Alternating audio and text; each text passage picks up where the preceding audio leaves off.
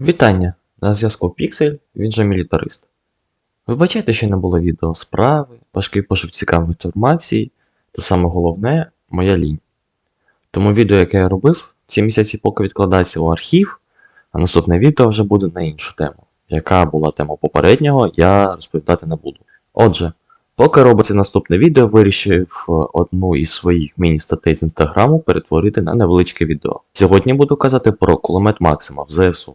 Хоч цьому кулемету вже за 140 років, він все одно воює у різних частинах світу, зокрема і в Україні. Почнемо з короткої історії. В 1873 році Хайра Максим створив першу версію автоматичного кулемету. Але тільки на початку 1880-х він повернувся до своєї ідеї. Вже у 1883-му він представив свій винахід у США, але тоді він нікого не зацікавив. Тоді Максим приїхав у Велику Британію, де люди зацікавилися його винаходом. У Російську імперію з кулеметом Максим приїхав у 1887-му. Тоді кулемет був зроблений під патрон від гвинтівки Бердана, яка стояла на озброєнні армії. Вже в 1888-му військове відомство Росії замовило 12 кулеметів зразка 85-го року. А наступного року, в травні, кулемети вже були в Санкт-Петербурзі. Але уже у 1891-му на озброєння Російської імперії була прийнята гвинтівка Мосіна Нагана під патрон 7,62х54. Тоді всі кулемети переробили під цей патрон.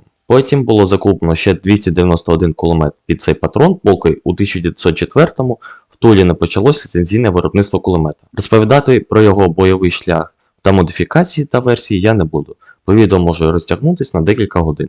Тепер перейдемо, як так вийшло, що цей кулемет з'явився в українській армії у 21 столітті. Україна його отримала як спадок від СРСР, де вони зберігались як крайній резерв. В 2012-му було відомо про приблизно 35 тисяч одиниць на зберіганні. Усі вони були вироблені в 1920-х-50-х роках минулого століття. Офіційно про видачу частини кулеметів з державних запасів для армії стало відомо у 2016-му. На Донбасі його з більшості використовували на блокпостах та опорних пунктах. Іноді ставився на шушпанцери та технічки.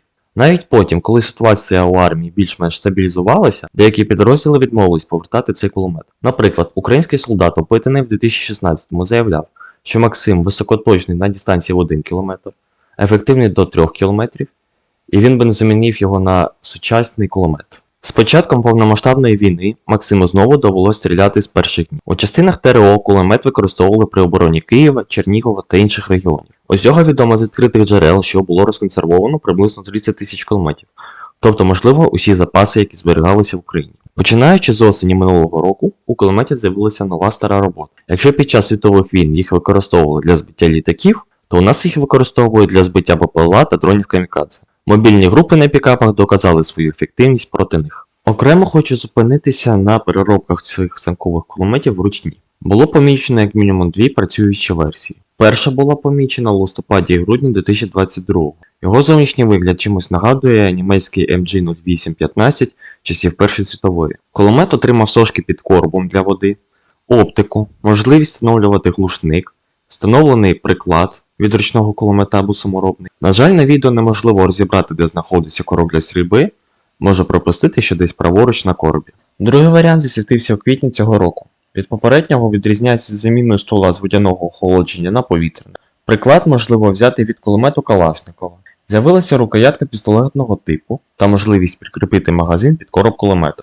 Можливо, конструктори брали за основу кулемет Максима Токарева, але це вже питати треба їх самих.